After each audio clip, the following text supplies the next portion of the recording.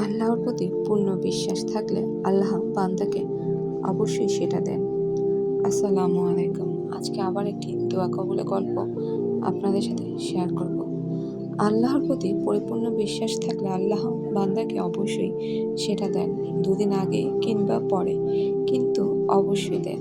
আমি জানি আপনারা ভাববেন, কি এমন কাজ করি, আমল করি তার জন্য আমি প্রতিদিন দোয়া কবুলের গল্প বলি। আল্লাহর কসম, আমার দুয়ার উসিলায় কয়েকদিন পরে কারো না কারো ইচ্ছে পূরণ হয়, আলহামদুলিল্লাহ। আর নিজেরগুলো নাই বা বললাম, আমি অনেক কান্না করতে পারি, নীরবে বসে আল্লাহর সাথে কথা বলতে পারি। হয়তো আল্লাহ সুবহানাহু ওয়া তাআলা এটা অনেক বেশি পছন্দ করেন, তাই আমাকে এভাবে সাহায্য করছেন, আলহামদুলিল্লাহ। এটি একটি আপন দোয়া কবুলের গল্প। সে হয়তো অনেকের জন্যই দোয়া করেন। আপনি এভাবে দোয়া কবুল করাতে পারেন। আল্লাহ তাআলার কাছে নিজের মনের কথা বেশি বেশি বলবেন।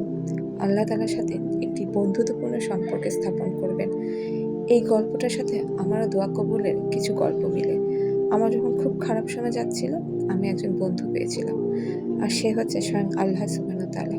সেই গল্পটা একদিন বলবো আপনাদের সাথে। আল্লাহর সাথে বেশি বেশি কথা বলেন, আল্লাহর সাথে বন্ধুত্ব স্থাপন করেন, আল্লাহ তাআলার সাথে কথা বলুন, বন্ধুত্বপূর্ণ সম্পর্ক স্থাপন করুন।